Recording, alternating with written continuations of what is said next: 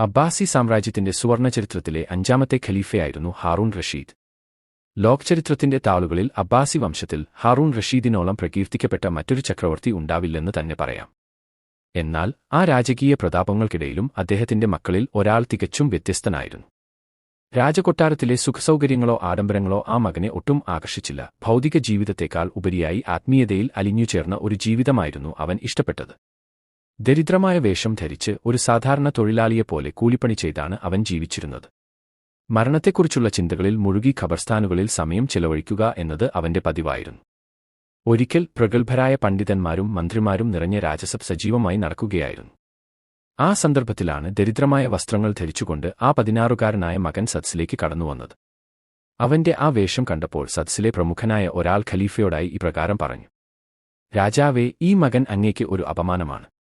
ഇത്രയധികം പ്രമുഖരുടെ മുന്നിൽ അവൻ അങ്ങയുടെ അന്തസ്സ് കെടുത്തുകയാണല്ലോ. അവനെ ഒന്ന് ഉപദേശിച്ചു നന്നാക്കിക്കൂടെ?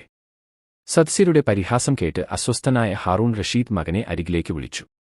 മകനെ, നീ എന്നെ ജനമധ്യത്തിൽ അപമാനിതനാക്കരുത് എന്ന് ഖലീഫ് ശാസിച്ചു.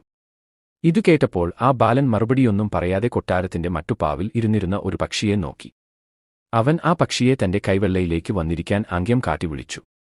അത്ഭുതമെന്നു പറയട്ടെ, ആ പക്ഷി ഉടൻ തന്നെ പറന്നുവന്ന് അനുസരണയോടെ ആ ബാലന്റെ കൈകളിൽ ഇരുന്നു.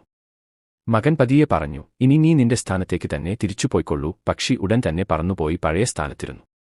മകൻ വീണ്ടും പക്ഷിയെ വിളിച്ചു. ഇത്തവണ തന്റെ പിതാവായ ചക്രവർത്തിയുടെ കൈകളിൽ ചെന്നിരിക്കാൻ അവനതിനോട് ആവശ്യപ്പെട്ടു. പക്ഷേ പക്ഷി ഒരിടി പോലും അനങ്ങിയില്ല. അപ്പോൾ മകൻ തന്റെ പിതാവിനെ നോക്കി ശാന്തമായി പറഞ്ഞു: പ്രിയപ്പെട്ട പിതാവേ, ഇപ്പോൾ സത്യത്തിൽ നിങ്ങളാണ് എന്നെ അപമാനിച്ചിരിക്കുന്നത്.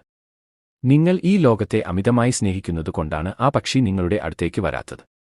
പക്ഷിയെ വിളിച്ചാൽ കൂടെ വരുന്ന പിതാവിനെയായിരുന്നു എനിക്കിഷ്ടം. എന്നാൽ ഈ ജനങ്ങളുടെ മുന്നിൽ എന്നെ നാണം കെടുത്താനാണ് അങ്ങ് ശ്രമിച്ചത്. ഞാനിനി ഇവിടെ നിൽക്കുന്നില്ല.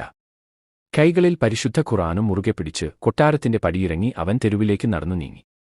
ആഴ്ചയിൽ ശനിയാഴ്ച മാത്രം കൂലിപ്പണി എടുക്കുകയും ബാക്കി 6 ദിവസവും ആരാധനകളിൽ മുഴുകുകയും ചെയ്യുന്ന ലളിത ജീവിതമായിരുന്നു പിന്നീടവൻ തിരഞ്ഞെടുത്തത്. കൊട്ടാരം ഉപേക്ഷിച്ചുപോയ ആ മകന്റെ മഹത്വം തിരിച്ചറിഞ്ഞ ഖലീഫ ഹാറൂൺ റഷീദിന് തന്റെ പ്രവൃത്തിയിൽ സ്വയം ലജ്ജയും പശ്ചാത്താപവും തോന്നി.